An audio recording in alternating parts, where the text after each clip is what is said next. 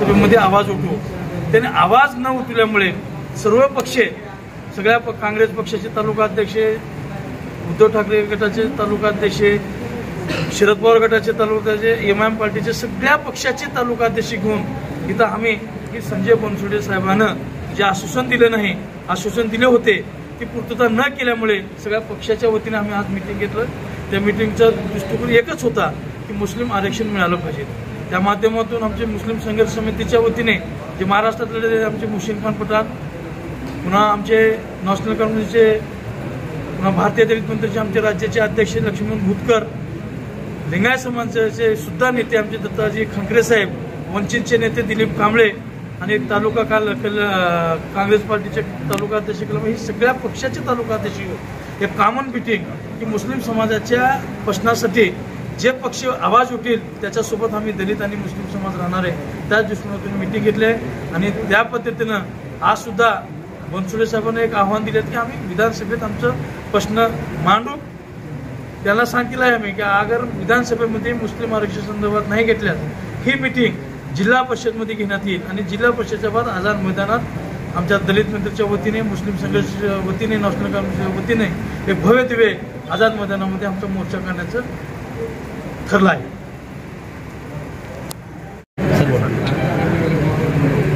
मुस्लिम आरक्षणाच्या संदर्भात आमचे सहकारी त्यानंतरचे नेते निवृत्तीराव सांगवे आणि मुस्लिम आरक्षणाच्या संदर्भात सर्व जाती धर्माचे लोक एकत्रित येऊन खऱ्या अर्थानं मुस्लिम आरक्षण मुस्लिमा व्यतिरिक्त समाजातील लोकांनी मागण्याची भूमिका उदगीरच्या भूमीतून सुरुवात झालेली आहे.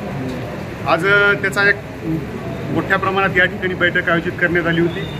आमचे प्रतिनिधी म्हणून महागल्या वेळेस विधानसभेमध्ये या प्रश्नाच्या संदर्भात आम्ही आवाज उठवून मुस्लिम समाजाला आरक्षण मिळवून देतो असा शब्द आम्हाला ज्यावेळेस निवृत्तीराव सांगवे यांनी उपोषण सुरू केलं होतं त्यावेळेस दिला होता, पण त्याची प्रत्यक्षात अंमलबजावणी झाली नाही. म्हणून आमच्यासारखे काही कार्यकर्ते ही सभा चालू असताना आम्ही बाहेरच थांबलो होतो. विषय आहे आरक्षणाचा. आपण जर पाहिलं या देशाला जर खऱ्या अर्थानं प्रगतीपथावर पुढे घेऊन जायचं असेल तर इथल्या सर्वसामान्य सगळ्या जाती धर्मातील माणसं ही पुढे गेले पाहिजेत. तर त्या सर्व या भारतामध्ये जर मुस्लिम समाजात वंचित राहिला, उपेक्षित राहिला आणि तो जर पाठीमागे राहिला तर या देशाची प्रगती होऊ शकत नाही. त्यासाठी आज जर यांची आर्थिक परिस्थिती बघितलो, भारताच्या विकास दरामध्ये मुस्लिमांचा सहभाग आणि होत असलेली प्रगती जर पाहिलं तर खऱ्या अर्थानं या देशामध्ये मुस्लिम समाज प्रगतीपासून आरक्षणामुळं वंचित आहे असं म्हणलं तर हरकत नाही. या मुस्लिम आरक्षण समितीच्या वतीनं तमाम उदगीरकरांच्या या लढ्याच्या माध्यमातून महाराष्ट्र शासनाला आणि केंद्र शासनाला विनंती आहे माझी, या देशाला आणि राज्याला पुढे घेऊन जाण्यासाठी मुस्लिम समाजाला विसरून चालणार नाही. त्याला शिक्षणामध्ये समान संधी आणि पुढे नोकरीमध्ये संधी जर दिलो तरच खऱ्या अर्थानं मुस्लिमांची आर्थिक, सामाजिक सर्व अर्थानं प्रगती होऊ शकणार आहे.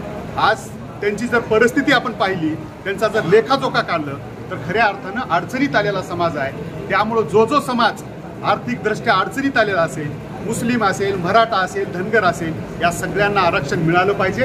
ही भूमिका काँग्रेसची आहे आणि काँग्रेस मुस्लिम आरक्षणाच्या सोबत आहे. ही भूमिकेसाठी आज निवृत्तीरावनी जो लढा या ठिकाणी उभा केला आहे, त्यांच्या सगळ्या सहकार्याने जो लढा उभा केला आहे, त्यामध्ये काँग्रेसचा तालुका अध्यक्ष म्हणून आम्ही आणि आमचे सर्व सहकारी सहभागी आहोत. जोपर्यंत हे आरक्षण मिळणार नाही, जिथं जिथं आंदोलन करावं लागेल, याला योग्य दिशा द्यावी लागेल, त्या ठिकाणी आम्ही सोबत आहोत. आज पुन्हा एकदा उदगीरच्या माध्यमातून हा लढा महाराष्ट्र शासनाने आणि केंद्र शासनाने याची दखल घ्यावी असं आव्हान करतो. थांबतो. यस.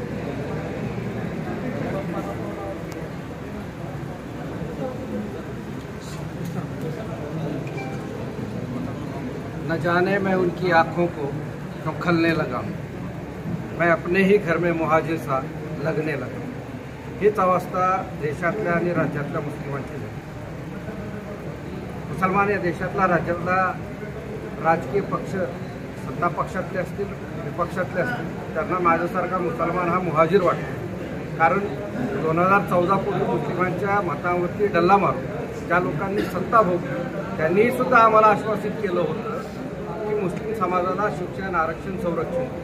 सत्ता परिवर्तन झालं, सत्तेत बसणारे विपक्षात गेले, विपक्षात बसणारे सत्तेत आले, त्यांच्याही डोक्यामध्ये मुस्लिमांच्या आरक्षणाच्या, शिक्षणाच्या, संरक्षणाच्या बाबतीतलं गांभीर्य होतं. आमच्या खांद्याला खांदा लावून आंदोलनात सहभागी झाले, सत्तेत तेच परत बसले. परंतु आज त्यांना मुस्लिम समाजाच्या सामाजिक, आर्थिक, राजकीय, औद्योगिक सगळ्या क्षेत्रातलं त्यांना विसर पडलेला आहे. त्यामुळेच म्हणलं की मी इथं मुहाजीर वाटतो. आणि मुळात प्रश्न असा आहे की राज्यात एक नाही, निवृत्ती सांगवींनी आज खूप चांगली एक समीक्षा बैठक घेतली शिक्षण आरक्षणासंदर्भात. अशीच बैठक इथं तर फक्त संजय बनसोडे हे राजकीय पक्षातले आपले मंत्रिमंडळातले मान्यवर उपस्थित होते. आम्ही 11 आमदार ही विविध पक्षातले घेऊन मुस्लिम परिषद उस्मानाबादला घेतली. सर्वांनी आश्वासित केलं होतं की सत्तेत बसल्यानंतर आम्ही मुस्लिम समाजाला आरक्षण देऊ. 5% भिकारचोट मागणी ही राजकीय पुढाऱ्यांची असू शकते, मुस्लिम समाजाची नाही. ज्याप्रमाणे डॉक्टर महमूदुर रहमान, सच्चर कमिशन, मंडल आयोग ज्या पद्धतीनं शिफारस मुस्लिम समाजाला आरक्षण देण्यासाठी केली होती तीच मागणी मुस्लिम समाजाची. 5% भिकारचोट मुस्लिम आरक्षणाची मागणी सत्ता पक्षातल्या आणि विपक्षातल्या मुस्लिमांची असू शकते, त्यांच्या नेत्यांची असू शकते. ही मागणी समाजाची नाही. मुस्लिम आरक्षणाची, शिक्षणाची, संरक्षणाची जी मागणी आहे ती संपूर्ण समाजाची. शिक्षण मिळालंच पाहिजे, आरक्षण मिळालंच पाहिजे. आता सर्वात महत्त्वाचा मुद्दा म्हणजे आता माझ्या घरामध्ये घुसून माझी मॉब लिंचिंग होते,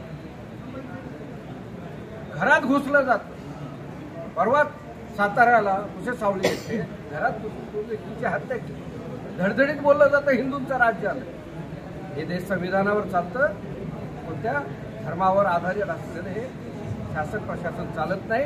विनंती अशीच आहे, शासन कोणत्याही धर्माचा असो, कोणत्याही जातीचा असो, पंथाचा असो, त्याच्या मनामध्ये कोणत्याच धर्मातल्या लोकांच्या बाबतीतलं ममत्व असण्याचं कारण नाही. सर्व समान ज्या संविधानाने, ज्या घटनेने जे अधिकार त्यांनी दिलेले आहेत ते संपूर्ण मिळाले पाहिजे. आणि त्याच घटनेच्या आधारावरती आम्ही मुस्लिम समाजाला शिक्षण, आरक्षण, संरक्षण मिळावं अशी मागणी करीत आहोत. आणि येणाऱ्या काळामध्ये आम्ही म्हणलं ना, नाक दाबलं तरच तोंड उघडतं. आणि राजकीय पुढाऱ्यांचं काय कुठं दाबल्यानंतर काय उघडतंय त्या समितीच्या लोकांना माहीत आहे. येणाऱ्या काळामध्ये मतदानावर फुकटचा डल्ला मारणाऱ्या लोकांनी येणाऱ्या निवडणुकीत सावध राहावं. आणि ज्यांच्या मॅनिफेस्टोमध्ये मुस्लिम आरक्षण, शिक्षण, संरक्षण असेल त्यांच्यासोबत हा समाज राहील. आणि ते मी मागेच बोललो, मुस्लिम समाजाला ऑप्शन नाही असं नाही. निवडणूक आयोगाने खूप सुंदर अशी संधी दिलेली आहे. ज्यांना हे शासनाचे दलिंदर पटत नाहीत त्यांच्या विरोधात सुद्धा मतदान करण्याचा अधिकार नाटोच्या माध्यमातून देण्यात आला. आणि मुस्लिम समाजाला आम्ही नाटोचा प्रचार करू, आम्ही कोणत्या नेत्या अमक्या डमक्याचा प्रचार करणार नाही. ज्या समाजाचं प्रश्न असतील त्या समाजाचे प्रश्न जर संबंधित धर्मनिरपेक्ष बनवणारे असतील किंवा धर्मांध असतील, त्यांनी जर मुस्लिम समाजाबद्दल गांभीर्याने विचार केला तर आम्ही त्यांच्यासोबत राहू. अन्यथा मुस्लिम आरक्षण, शिक्षणाचं आणि संरक्षणात येणार नाही. आम्ही पुढे काय